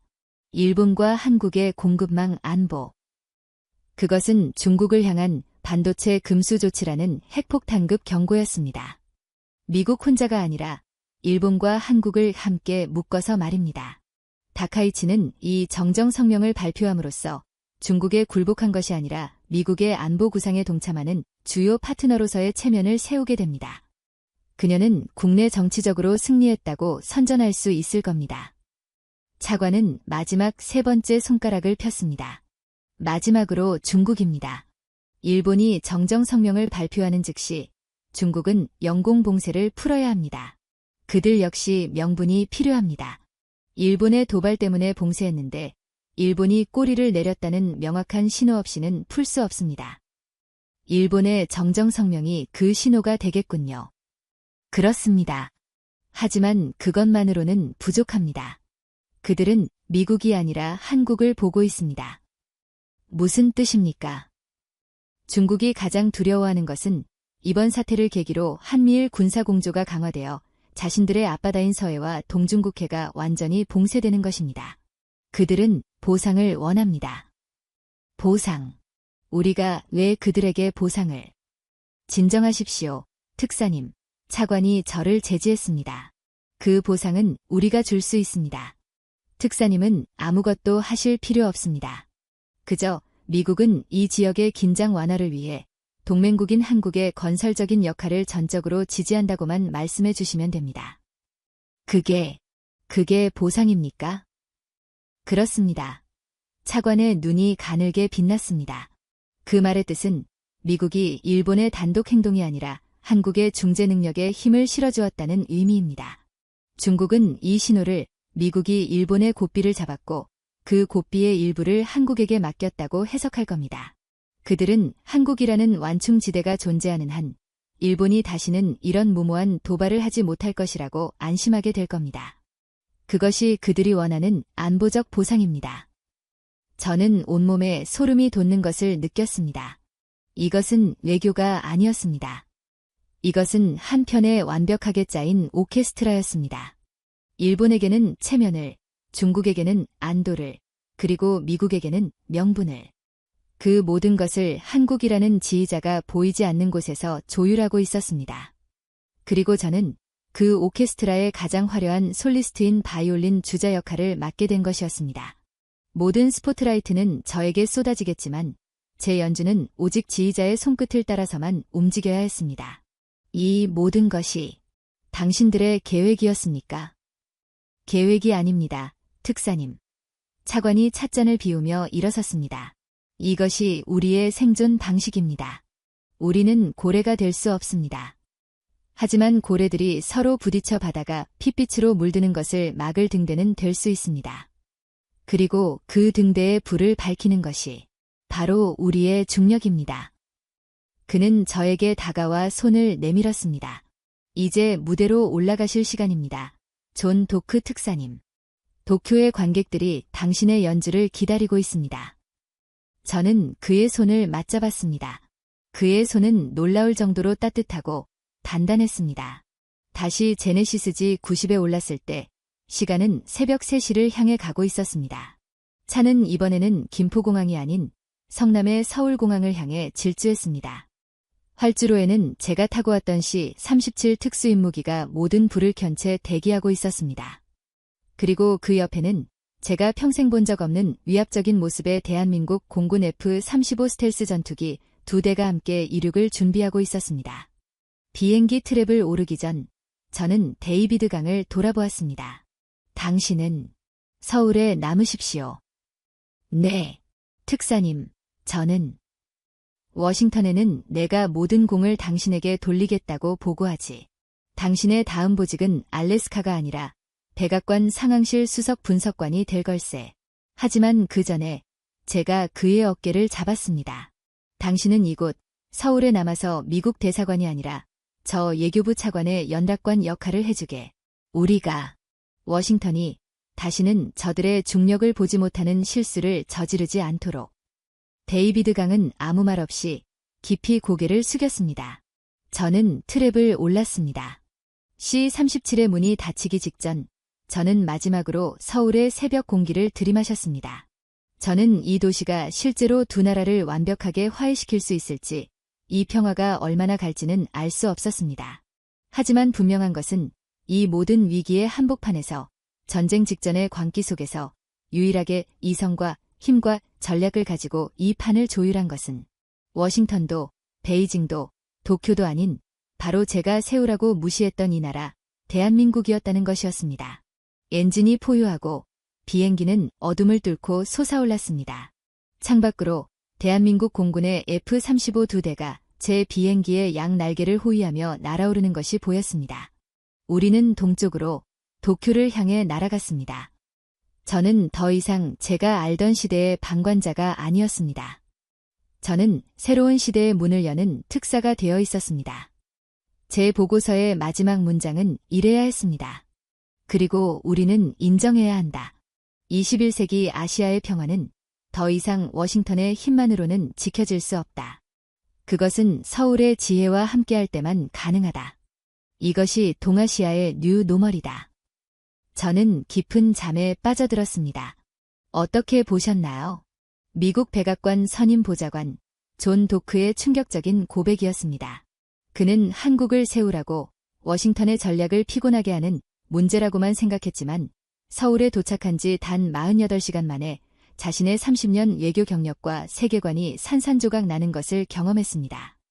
G2 중국과 G3 일본이 벌인 살벌한 치킨 게임.